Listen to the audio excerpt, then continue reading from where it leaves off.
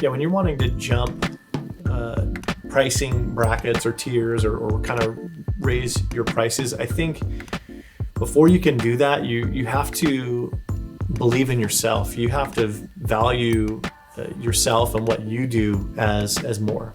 You know, if you don't think you're worth more than $3,000 for a wedding video, then how are you going to convince a couple or a wedding planner, you know, that's referring you business? How are you supposed to convince them that you're worth more than $3,000?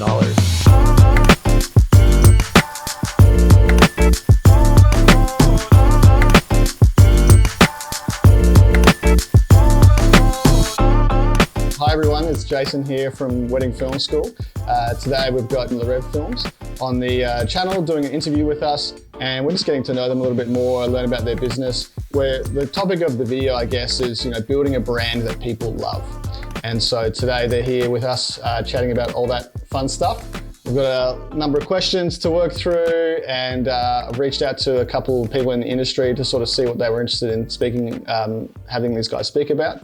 So yeah, let's jump right in. Love to hear more about you guys, and if you could just introduce yourself and your studio. Thanks for having us, Jason. So my name is Lindsey. I'm one half of Rêve Films. I run the company with my wife, Cherish. And, just a little bit about us. We've been in the business for about 15 years. Actually, 15 years ago this year, we shot our first wedding. It was a buddy of mine. He was getting married, and I knew it was something that, that we wanted to do. And so I said, hey man, can I shoot your wedding for free? And I need some content for my portfolio. Can I shoot your wedding for free? He said, sure. And that was 15 years ago. And it was a side hustle for a long time. And we just slowly kept chipping away until it eventually became our full-time gig. So before that, were you like creatives? Were you taking photos as kids and video and stuff like that, or not so much? Yeah, I mean, for us, Cherish and I, we were always drawn to video, making videos from an early age. I know Cherish would tell you that if it wasn't for her, like her family would have hardly any home videos because she was always the one in charge of the camera, getting videos of the family and her siblings and stuff like that. For me, I always was messing with the video, making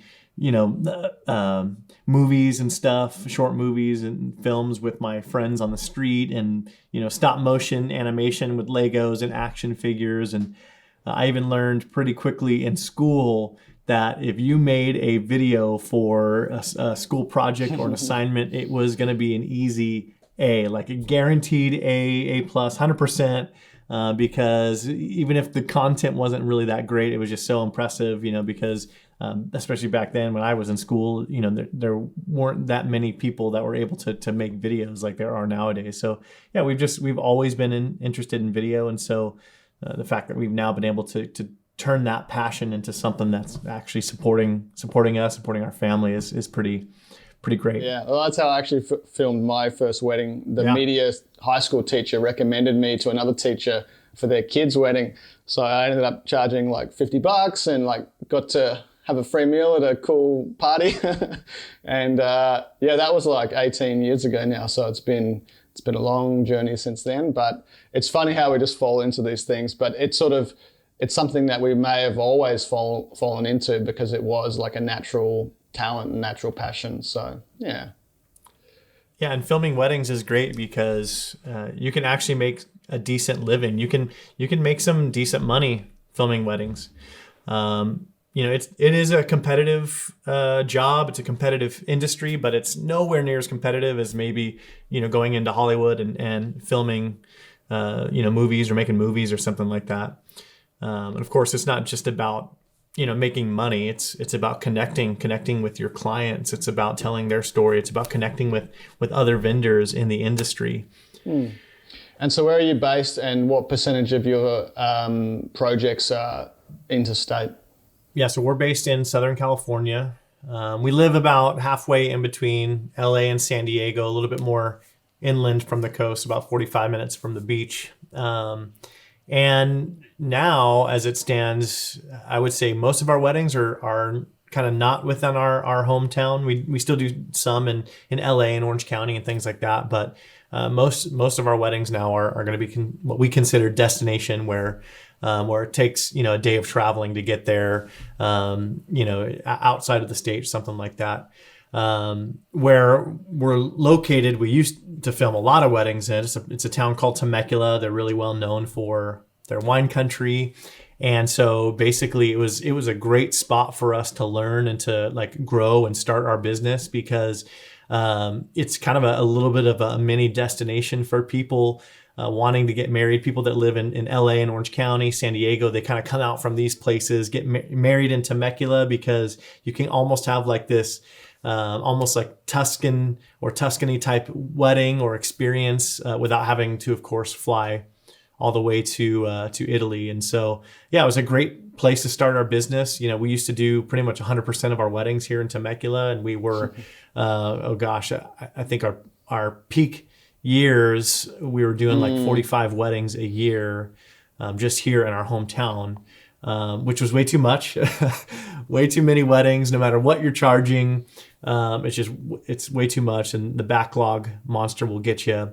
But yes, as of now, we are traveling for probably 70 or 80% of our weddings outside of where we live. And we like it for now. We enjoy traveling. So yeah, it's good. Yeah, I think that's a common story among cinematographers, that as they grow their business from a perspective of what they charge, they often have to move outside of their local market in order to meet those clients that are willing to invest that much in their video. Yeah. So I've watched a bit of your work. I'm sure a lot of people are familiar with your work, but if you could just tell us about your style a little bit, or maybe cut some B-roll over the top of the video if we're allowed to, and just show people what you do and how you do it. But yeah, just tell us a little bit about, I know you're quite story driven, so just talk about what sort of style you think you have, what you are aiming for, and whether that's changed over the years from starting until now. Obviously it's changed, but how has it changed and why? Yeah, I think our style, our approach to wedding filmmaking, we're always trying to find that story.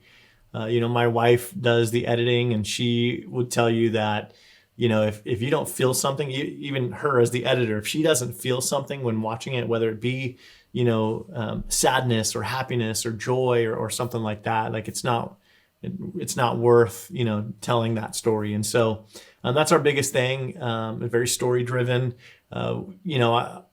I've always said that I want our videos to be timeless.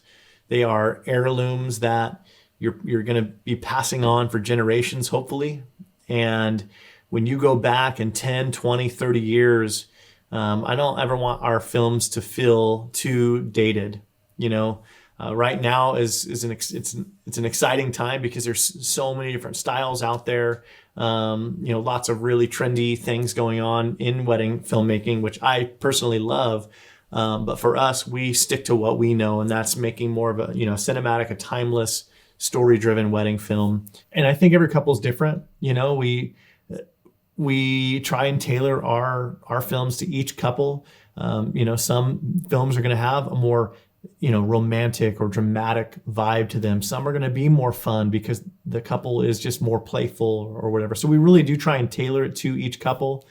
But at the same time, we want it to be timeless. We try not to get too wrapped up in all the trends, even though it can be tempting to do some of the funky camera moves and things like that. But it's just not our style, and it's not what our couples want.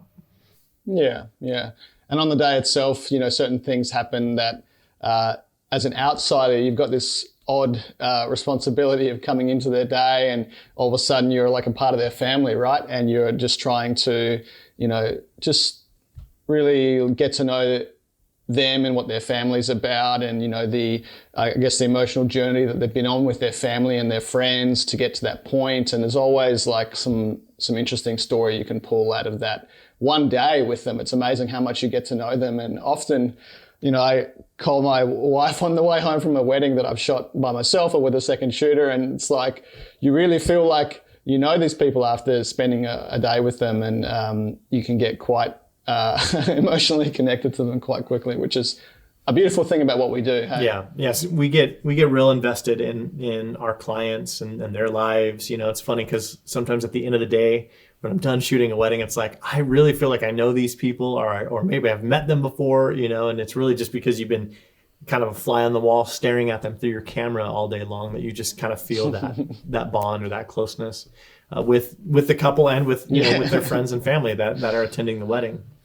And again, we're all about telling that story. Obviously, we do shoot the details at a wedding. We do, shoot staged shots of the couple, during the romantic portrait sessions and stuff like that. And we do shoot the pretty. We try and, create these amazing, shots with incredible composition. But for us, it's about the people. It's about human connection. Telling that story. And, if a wedding film is just all pretty and all drone shots and, gimbal shots and things like that, but there's no, substance, then, what's the point? So for us, it's about the people and finding it and telling those stories. And sometimes the story isn't just about the couple. Sometimes the story is, the people that are surrounding the couple, their family, their friends, and capturing those little moments, the candid moments. That's to us what we like to do, and we're getting better at it. We're not perfect. We're not the best at it, but we are getting better at finding and telling those stories. And even couples that have put a lot of money and effort into making it look pretty, they still want you to capture that story and that people element. Yeah. So even the most luxurious weddings where it's all about that sort of extra level of effort that they've gone to, if you deliver a film to them and it doesn't have, candid, unique, beautiful moments between people, are they going to be happy with that film? They're probably going to be a little bit dissatisfied because they still expect that. So true. It doesn't matter what the wedding's like. Yeah. Yeah, I know that I'm not the only person that feels this way, because I've heard other, wedding filmmakers and videographers say this, but we've never had someone complain because we were missing, details of their jewelry in the finished film, or I didn't have an extra drone shot or whatever. But they will complain. They will let you know if you're missing shots with their family in it. And it's not good enough just to get a single shot of mum and grandma and stuff like that. You need to capture an actual, genuine, nice moment, not just some cutaway of them having a chat with a random guest. 100%. People really expect that. And that's why they've invested in you to actually film that video. Yep. And it's easy to forget when everything is so pretty. Yep. Exactly. So how many weddings are you guys shooting these days? Well, this year we're not sure how many weddings we'll be doing. The generally on that, but we try and cap it around 15 weddings.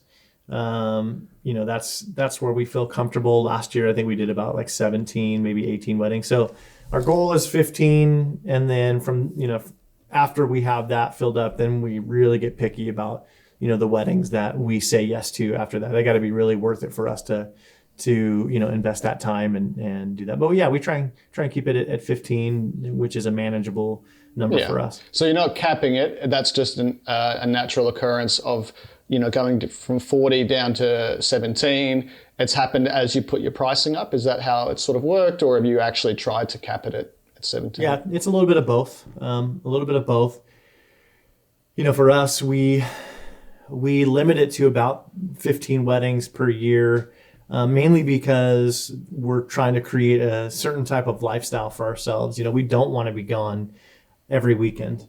We have little kids at home. Well, they're not little anymore, but they're getting bigger. But we have little kids, and every time we have a wedding and we film a wedding, it's not just us being gone for one day. It's multi days, because we're we have a couple days of travel per wedding, and if it's a 2 or 3 day event, which are becoming more and more common, we're gone now for 5 days, sometimes 6 days, to film one wedding. And so for us, even though that doesn't happen all the time, we really do try and limit it to maintain that, so-called balance. And of course, naturally, as we've raised our prices, we have booked less because of that. We do get people that don't hire us because they don't have that much to invest. But even still, with our prices where they are now, you could still be filming probably 25 or 30 weddings a year based on the amount of inquiries and leads and that we get. But again, we really try and cap it, make sure it's manageable. Again, not only for our own sanity, but also, to maintain quality, so that we have the time to invest in each and every single one of our films. We know that our clients are spending a little bit more for our wedding films than the average. And so being able to have that time, not to be stressed or rushing through weddings, but really being able to devote and pour our heart into every single wedding we get is nice to be able to do. Yeah, definitely. So for this season that's coming up, have you had many postponements at this time, or are you still sort of working through that? Yeah, so we've currently only had one wedding cancel because of COVID-19. But we've had about 9 or 10 postponements, which has been interesting to kind of navigate.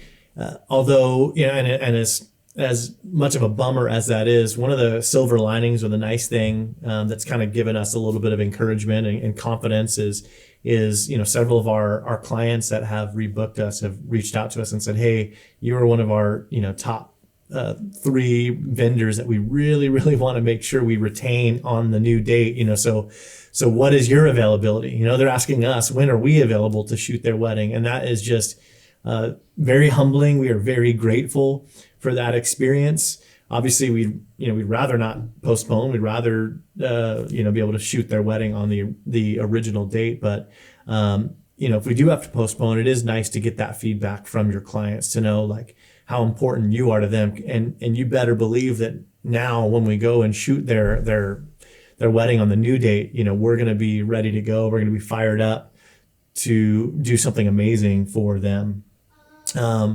But it's been, it's definitely been a challenge. We are still, booking some weddings as of right now, unless things change. Our current, our next wedding isn't until July, the July 4th weekend. And so, yeah, we got a few months to kill some time up until then, up until July 4th, which is our first wedding. We have some time to kill. So okay. Jason, you ever want to have us on the channel? We are there. We got plenty of time for you, buddy.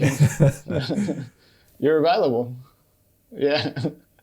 Every day, why not? It's been interesting seeing lots of people jump on Zoom calls and things. I've seen Zoom calls with 30 people on them, and everyone's just making the best of a bad situation. So it's been interesting. So when you've worked towards those types of couples that are investing more and more in their video, have you found the expectations on you guys have been changing? And just talk us a little bit through how that has affected, how you sell, what you sell, and just how you approach the day generally. Yeah, well, I don't think the expectations too much change when you're going from the lower budget weddings into that luxury, that super ultra high end market. That's been our experience anyway. I know that there are I've heard horror stories of other luxury events and celebrity events that other videographers or photographers or people in the industry have done. So far for us, a luxury wedding is just like every other wedding, and there's going to be challenges that happen, but you gotta roll with that.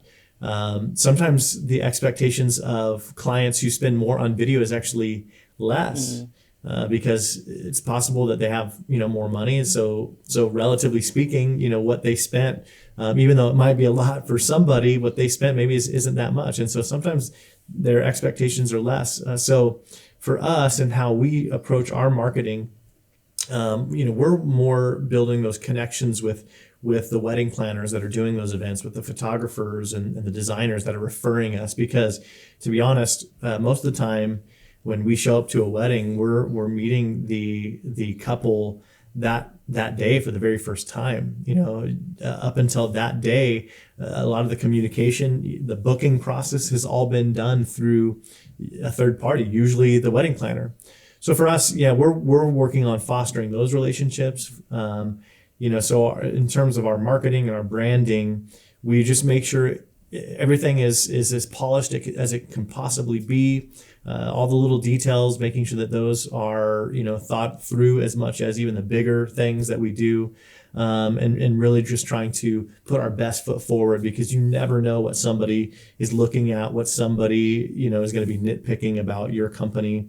It's nice that a lot of these events were being referred, and so they usually take the planner's word over anything else, even above your own work.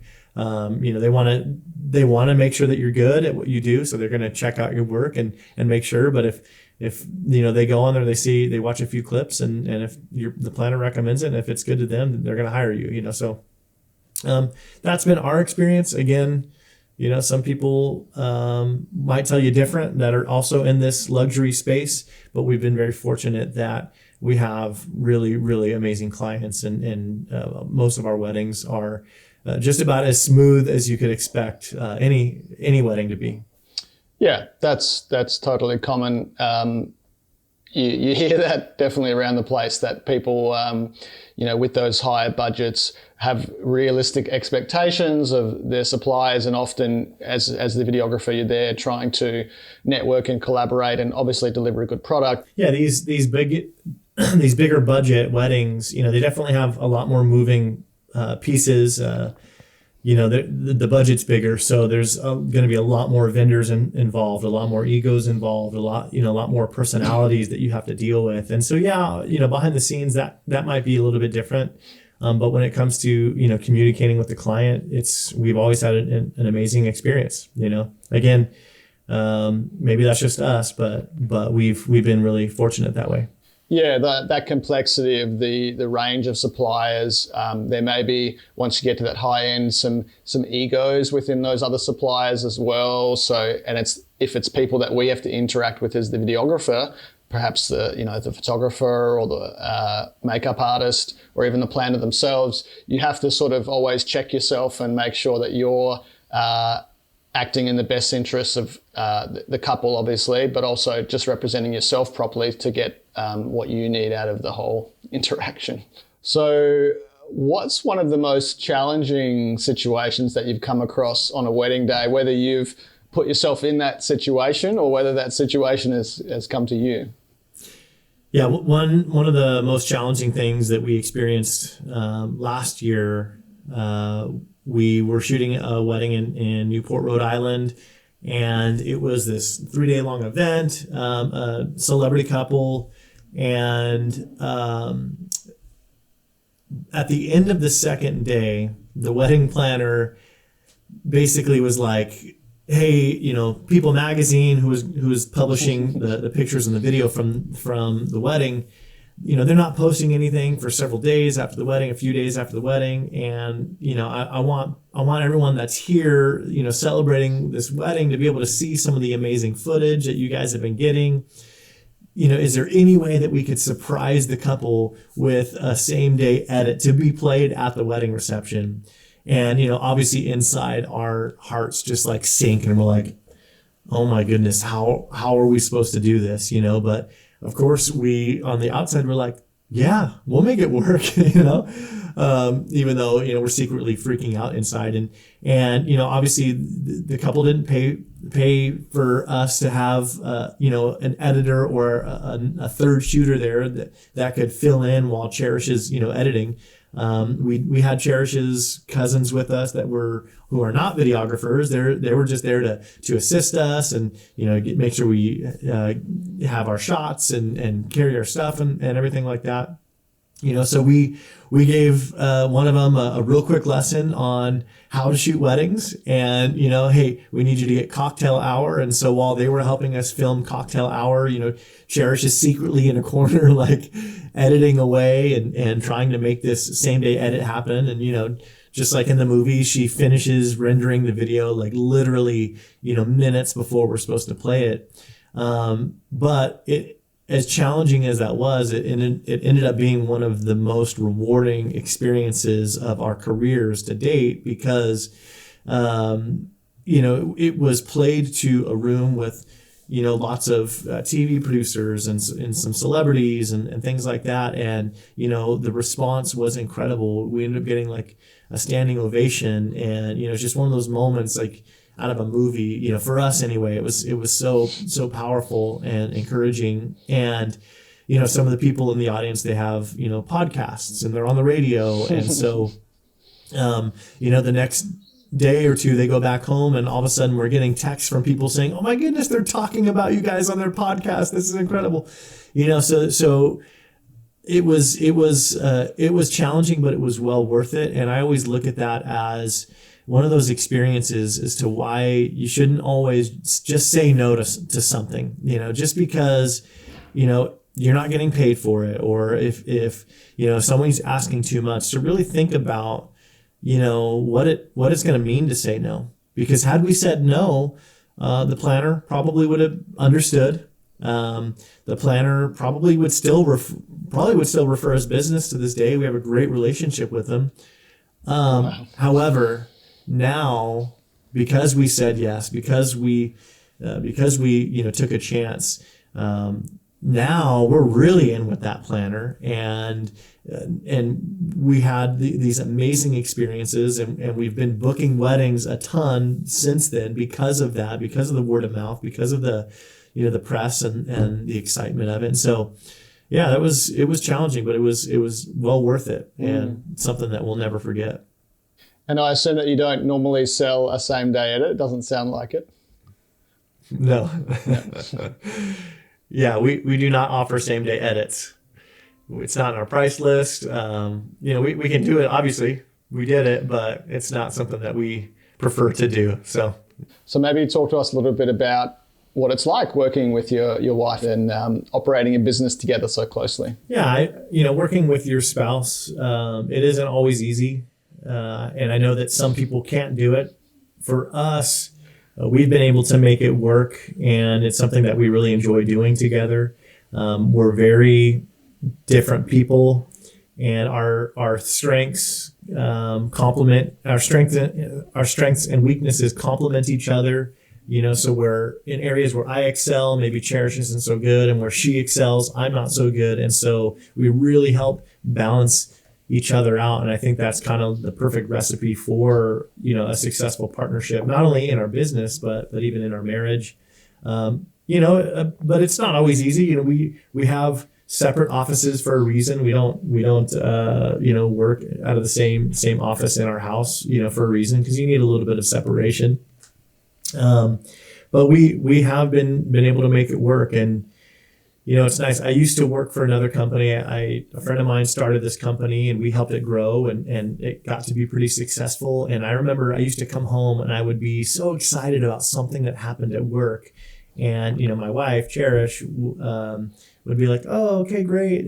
And she'd try and pretend to be excited, but, she didn't really care or wasn't that interested. But now with the two of us working together, it's really nice that we share in each other's, triumphs, and we're able to pick each other up in our failures, so when we accomplish something, to be able to share that with each other. We really do enjoy talking about work. I know we probably talk about work more than we should, but for us, we enjoy it. It's something that brings us together. And obviously it's not the only thing that brings us together. It's not the number one thing that brings us together. I think for us, it's primarily our faith, and that is our common, bond. But really, we enjoy doing it together.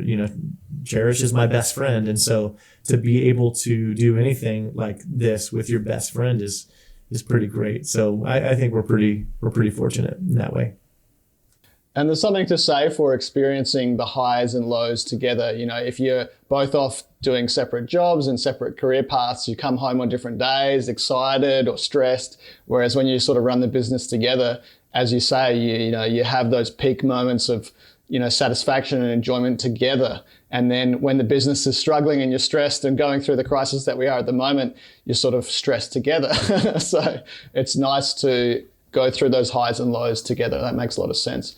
So what I was just going to ask, what are each of you doing in the business, and what are your personal strengths? Yeah. So when it comes to what I do versus what Cherish does, Cherish is she's a real workhorse. She's really good at getting stuff done. And so she's really good at doing a lot of the administrative stuff. I do, more of the sales side of things, on the back end. I'm the one that responds to this inquiries and things like that. She's a better editor than I am. She's a stronger editor, but I'm a stronger shooter. And so she does most of the editing for our wedding films. I'll come in usually and I will, tweak the audio and maybe put, some other finishing touches on it. But she's the one that's kind of crafting that story and culling the footage and going through all of that. We both work on the marketing side of things together and what we put forward from a branding perspective and those decisions that we make. But I'm probably a little bit more active in terms of like talking to the camera and on social media and YouTube and things like that. So that's kind of my role in the company. So it's a pretty good balance. I think my wife definitely works harder than I do. I'm working on it. I try. Great. Yeah. So I just wanted to talk for a minute about the industry. So obviously you guys have been in the industry for a fair while now. I think the Australian industry here and the US industry are quite similar. Perhaps you could just talk a little bit about the changes that you've seen in the industry over the years. And are you happy with where things are now? And, where are we headed? Yeah, we've definitely seen a lot of changes in the wedding videography industry over the years. But I think in general, I like a lot of the changes that are taking place. I like the change of style and the new things that people are bringing to it, to what we do. When we first started, 15 years ago, but even a few years ago, the wedding videographer was a majority of the time just an afterthought. Once everything else is paid for, we'll see if we have the budget for video. And now what's nice is I think in most cases now, the wedding videographer is just as important as the photographer to many of our clients. And that's really nice to see. The fact that our value in the industry, in the wedding industry, has increased as much as it has. Had you told me when we first got into this that in 10 years or 15 years I'd be able to charge some of the prices that we charge for our weddings, I wouldn't have believed it. So I think that's also a great change that's happening is seeing, how much people are valuing what we do, and they're willing to pay for a really good wedding video is amazing. But that's also one of the things that I don't like about the industry still is how many people are charging so little, either because they don't value themselves or because they're having to compete in a market where everyone is just charging peanuts for weddings. It's a race to the bottom. And so that's something that I would love to see improved upon, in the future. And I think it is, but it's very slow. And I think it's going to be, I still think we're a long ways away before, we're going to see some big changes when it comes to, the value of what we do in a large scale, on the average. I think it's not like we're raising our prices because all of a sudden we all want to be millionaires. I think it's really important to recognize that a lot of people in this industry, are first and foremost talented at making videos. And often secondary to that is their business acumen. And so on the channel last week, we released a profitability calculator, which actually allows wedding cinematographers to punch in a really simple set of numbers. We're not asking them to, really dive into their business finances that deeply. But with just a couple of numbers, they can get a really good feel for actually what are their expenses, fixed and variable, what is their depreciation cost on their equipment, what are they charging, and then it spits out, your yearly profit and your hourly wage. And yeah. I've got some feedback already that, people are quite surprised that once you do add up all those costs, you might not be earning as much as you think. When you look at how much time goes into not only producing a wedding film but running a business, I think when it's all said and done, most wedding videographers are probably making less than minimum wage when you think about it, because it's not just filming the wedding, it's not just it's not just the day of filming the wedding, it's not just the days, maybe a week or two editing their video, but it's all the hours spent, marketing to that couple, selling that couple, providing information, every minute or hour that you spend on Instagram promoting your company or, working on your website, that is all time that you should be paying yourself for. And I think a lot of wedding videographers don't really understand that. That's why I think that calculator that you came up with is so great, because when we truly understand what our expenses are, it helps us understand, maybe where we do need to change our pricing. But the great part about that in doing what we do, owning your own business, running your own company, is that you can change it. If you want to raise your prices, you can do that. You can, obviously you can't just, double your prices, overnight, but you can make steps towards improving your situation. If you feel like you're not charging enough and you're not getting paid what you're worth, you can work on that. And guess what? If you raise your prices and maybe you didn't do it right, or sales stop dramatically, you can adjust. Maybe bring it down a little bit. And so, so I think it's really important to understand, just how much time we invest in our businesses, because when you really start to look at it compared to what, the average price of what weddings are, some people are probably making quite a bit less than they thought they were. And it's amazing how affordable what we do actually is already. I'm sure, going back to your story earlier about the news producers watching your same day edit, I'm sure they're thinking, wow, if I was to go and get a TV crew to go out and film that TV commercial, that would cost me 70 grand. But as wedding cinematographers, we actually do really amazing work on short deadlines, low budgets, and often the result is pretty incredible. Yeah. Yeah, even at that wedding where we did the same day edit, one of the TV producers in the audience, he made a joke. He's like, man, that was crazy. I can't believe how fast you did that. I'm firing all my editors and hiring you guys. Obviously he was just joking because he still has never called. But yeah, that was nice to hear for sure. Yeah. So is there any changes you'd like to see in the industry? Like, are we still, as an industry, really not getting something right? What I do think that is happening is we're at least all speaking a lot more and communicating a lot more. We're all connected and getting into these Facebook groups and, supporting and also challenging each other. So that's been good to see. But anything else that you think would be helping the industry?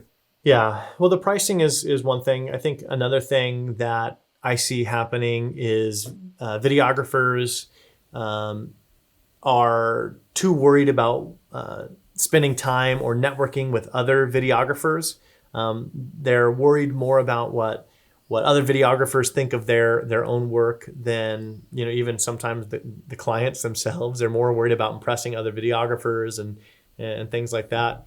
And they kind of stick to themselves a little bit, where really I think there's a lot to be learned from and gained from creating relationships, not with just other videographers, but with everyone in the industry.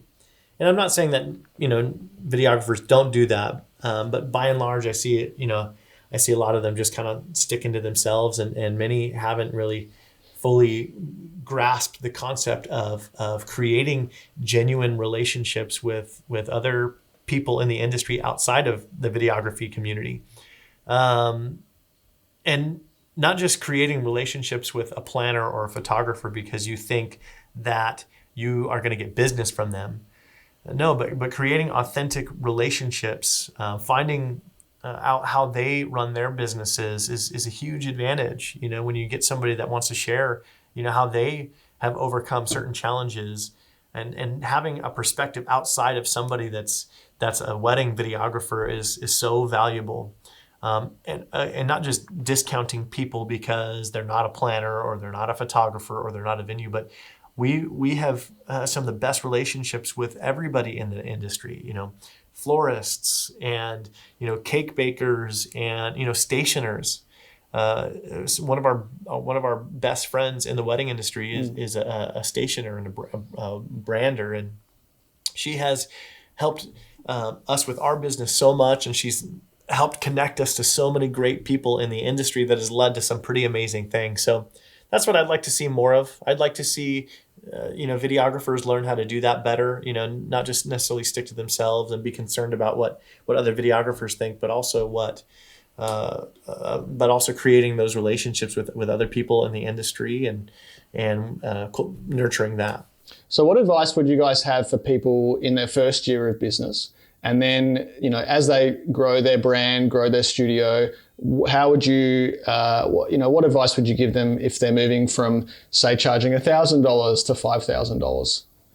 Yeah, I think in your first year as a wedding filmmaker, just educating yourself as much as possible. There's so many great resources out there that we have nowadays that didn't exist when I was learning, when I first started. If I could go back in time and create some of those things, I'd be a very wealthy person, but they weren't there, so we had to kind of figure it out. But now we have such a wealth of information. There's so many courses that you can take from really talented people in the industry and learn from them. It's definitely second shooting as much as possible helps. We never second shot a wedding. So, we just were kind of learning on the fly. We were learning from other people and photographers and stuff like that. So, trying to just try and, intern or second shoot for people, I think would be super helpful. Definitely in your first year. And I wish I had known this getting into it. It's not about the gear. Don't get wrapped up in, the latest and the greatest gear. Don't go out and spend a bunch of money on gear, but take your time. The stuff that we have, that we shoot weddings with, we built up over years and years and years, and we've made bad gear purchases. I wish we would have rented a little bit back in the day. Right before the DSLR revolution with the Canon 7D and the 5D, Mark III or whatever, or Mark II happened. We spent like almost 10 grand on some Canon camcorders that recorded on mini DV tapes. I wish I would have just rented, the first, few years instead of investing all this money in those cameras, because then I was stuck with these cameras and I could have invested that in something that would have served our business better. So yeah, definitely. I think just taking it slow, just trying to learn and grow and practice and make mistakes, I think is important, and definitely building those relationships. If we had learned to build relationships with people in the industry sooner, we would have gotten grown our business a lot faster than we did. And once you're at that level where you're booking 20 weddings, you've got a catalog of films, people like hiring you, you've got a decent website, you're charging enough to sort of be comfortable, and you're transitioning maybe away from another job into the industry full time. What does it take to get to that next level? So to crack that, you're operating around maybe $3,000 and there's plenty of people competing with you in your city at that price point. What does it take to get to that next level and start charging 5 or 6? What sort of things did you do in your business to sort of push that little bit further beyond, that sort of mid-range market? Yeah, when you're wanting to jump pricing brackets or tiers or kind of raise your prices, I think before you can do that, you have to believe in yourself. You have to value yourself and what you do as more. If you don't think you're worth more than $3,000 for a wedding video, then how are you going to convince a couple or a wedding planner, that's referring you business? How are you supposed to convince them that you're worth more than $3,000? And so it definitely starts there, believing in yourself, knowing that you're worth it, knowing that your time is valuable and that your time is worth it. And then creating relationships, in the high-end market where people are spending more money on their wedding vendors. It's all about, who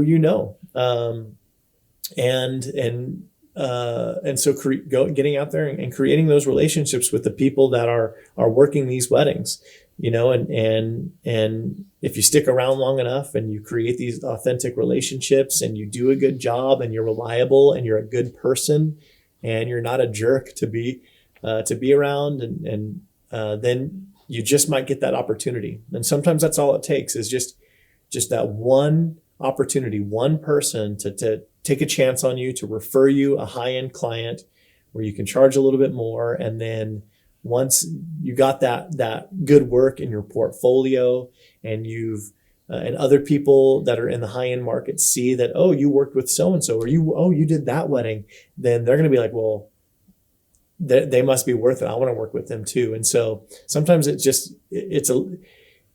about putting yourself in, believing in yourself and putting yourself in the position to where when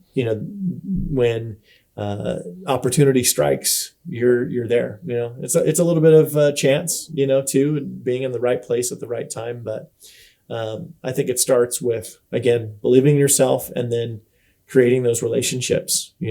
It's important. Yeah, and if you're not charging enough, a good indication that you're not charging enough is if you're booking too many weddings at your highest package. If everyone's going for your most expensive package, then you're not charging enough. So that's something to keep in mind. If you're converting, if you're converting 80% of the inquiries that you have into a booking, and they're always booking your highest package, things need to change a little bit. You're losing an opportunity there. Yeah, and when you raise your prices, it can be scary because, you are going to lose some weddings. But then again, on the other hand, if you're making the same amount of money because you've raised your prices, but you're working less, how is that a bad thing? And now, that time that you would have spent filming, a few extra weddings, you can invest back into your business and focus on all the little things, all the little details that are going to help you book better and better weddings, and help you raise your prices. And really, isn't that the difference between like a Ferrari and, a Toyota Camry or something like that? It's not just because the Ferrari looks cooler, but it's because of all the details, right? All the little things about that car, even the tiniest little cheapest product on that is made with the best materials, And so as you start to raise your price, you're going to book less, but then now you can take that extra time and focus on the details of your business, build your business into Ferrari. And every year that you experience is something too that's going to help you raise your prices. I've been doing this 15 years. Jason, you've been doing it 18 years, and that is valuable. We should be able to quantify that and raise our prices by $2,000 or $3,000 just based on that alone. Our experience and the amount of time that we've invested into our craft. If you are fortunate enough to do a celebrity wedding, that is, something that raises your value as a videographer. And so, automatically you should be able to raise your price because now you have that validation and you're worth more, So, focusing on your website, having an amazing website that's built out and is just beautiful, that's worth something. That is another thing that's going to help you raise your price. So it's a lot of little things. It's not just one or two big things. It's everything, and it takes time. And it's hard. I would say that going from like jumping from like 3,000 to 5,000 was not difficult for us anyway in our market, but going from like 5,000 to maybe 8,000, that in between there was some of the hardest because, you're not just, when you're in that like $6,000 to $8,000 price bracket, you are not, you're way too expensive. You're way outside the budget for like the mid-range weddings, but you're almost not expensive enough for the high-end luxury weddings. And so that was kind of a challenge. It took a lot of effort to kind of make that jump, take that leap of faith. But yeah, focus on the details. Focus on everything. Don't ignore any little thing because you think it's insignificant, because it all adds up. Yeah, it's quite interesting, the idea of what it takes to go to the next level. I think one area in which people often limit themselves is their capacity to sell. So they're a fantastic filmmaker, but they've never networked with anyone or had a mentorship or done some e-learning where they've learned how to actually sell confidently what they do. And you spoke about that. But also their packaging and their structure limits their business. So if you want to be, if you've got films that are worthy of charging $6,000, but your packages, doesn't matter what they select, they can't ever get above $5,000, then you've really limited yourself in what you're offering. So talk a little bit about the packages that you guys have now and how that provides flexibility with couples with ranging budgets to really invest further in you, and what sort of options do you give them to upgrade? Yeah, so our pricing structure, it's definitely changed a lot over the years, and we've tried a lot of different ways of doing it. I know a lot of videographers that are very successful with, the stripped down base package and then all the upselling and the a la carte menus and stuff like that. But right now, because most of our weddings are destination, because most of our weddings were communicating with the planner, not even the couple, we kind of had to simplify it a little bit and just say, hey, here's our price and for, X amount of days and coverage and we don't really charge extra for stuff. We have it just all built into our price already. So we don't charge extra for a drone, and we don't charge extra for like a ceremony edit or an Instagram teaser. That's all kind of included because we don't always get a chance to kind of communicate with the couple to see if that's something they even want or not. So we just have to kind of build it in. So that way, when the planner takes that price to their client, the client can just go, yeah, looks good, and sign off on it. So it'd be kind of difficult to do like the whole upsell and the a la carte menu, because the planner really is the one that's selling us to their client. So we have our price that we're comfortable with, the get out of bed price, and we just kind of go from there. Yeah, but in the luxury market like you exist, things are quite different. And as you say, the planners do want to have that one simple package, right, which to introduce the couple to initially, and then that relationship and that communication about understanding their needs happens.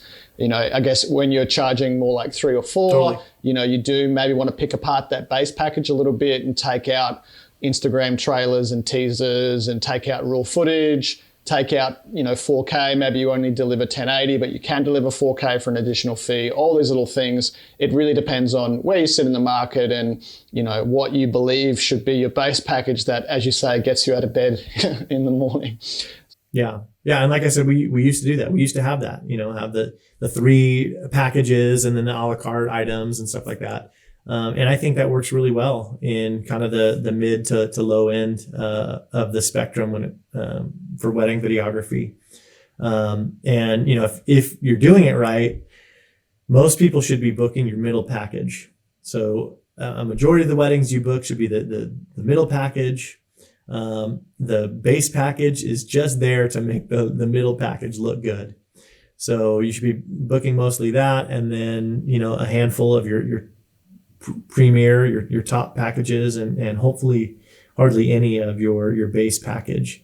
And if you're booking more of your highest tier pricing package, then it's time to raise your prices. Make that the middle package.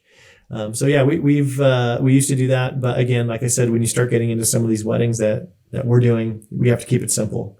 and having all the different packages and the a la carte items just doesn't necessarily work the way we are being sold to our clients and with the weddings that we're doing. Yeah. You want it to be the most seamless experience possible for them initially when choosing you. And I think a lot of other cinematographers do too much selling on the front end of things. They often overcomplicate the sales experience from the start, when initially you can actually just get a couple to love you, love your brand, book you, and then the sales experience, and they're confident in your capacity to deliver what they need, and then from there the sales experience sort of starts. They've booked you, they understand basically what you're doing, but then you develop and explain your services, what you can offer, and the value of each of the individual items that you're talking about. Yeah, and the sales process doesn't stop just once they sign the contract. There are still plenty of other opportunities to upsell or to sell your other services. After the wedding is a great time to do that. After the wedding, after you deliver the video and they've seen it, they're always going to want more, so that's a great time to try and sell them the raw footage, or a doc edit so that they can see everything, and things like that. Or even maybe a week or two before the wedding, if maybe the client didn't add on rehearsal dinner coverage, well, reach out to them, say, hey, you know what? We're a week away, we're a week out. Are you sure you don't want rehearsal dinner covered? Because by then, maybe now they've planned some things that they want to make sure is captured, like different speeches and toasts and stuff like that. So yeah, the sales process doesn't end just because they sign the contract. There's always other opportunities that you can be looking out for to maximize, every single job that you get. Yeah, for sure. So let's speak for a minute about your budget brand. So it's not only Le Rêve, you have started another brand. So talk us a little bit about through, where that started, how long ago that started, and where it is now. Yeah, so our sub-brand, the idea came from actually as Le Rêve Films prices kept getting higher and higher. We left a lot of business on the table because we're still getting the same amount of inquiries and the same amount of leads, but people weren't wanting to spend what we were charging anymore. And so the idea was, man, if we could create a really great sub brand that could capture this business and provide a really great service, that could be huge, because right now we're walking away basically from a lot of really great business. And so our sub brand is called West and Oak Films. It is a play on words. It's basically the cross streets of where Cherish and I had our first kiss. And our approach is very much boutique still with this sub brand, with this brand. It's not high volume. West and Oak did like 15 weddings last year. And we have, a handful of shooters that help us with that. If they're not available, we don't book that wedding, because if we can help it, because we want to be able to control the quality. These couples, they're coming to us and they deserve, to have a really great wedding film. And so, just going and finding a random person to shoot it on Facebook or something like that is not fair. So yeah, that's kind of our take on the sub brand. And it's easy to justify the difference in price between us and Le Rêve, because we're not shooting it, we're not editing it. It's 100% associate all the way through, from the shooters and the editors. And so it's doing good. We like it. It could be better. It definitely could be better. We need to work on the website, and we need to work on like the social media aspect of it. But right now, the reason it's working and the reason we're still booking business is because of Le Rêve. People that want to hire Le Rêve, but then say, "Oh man, I can't afford you." That's when I say, "Well, let me tell you about our sister company, West and Oak Films," and that's kind of how that works. So will you continue to be promoting that brand, and where do you see things for both brands in the next couple of years? That's a good question. I think what I would like to see Le Rêve continue to do is I feel like we're at a good place with Le Rêve, but it can always be better. Even right now, we're taking this time to fine tune our branding and fine tune our website.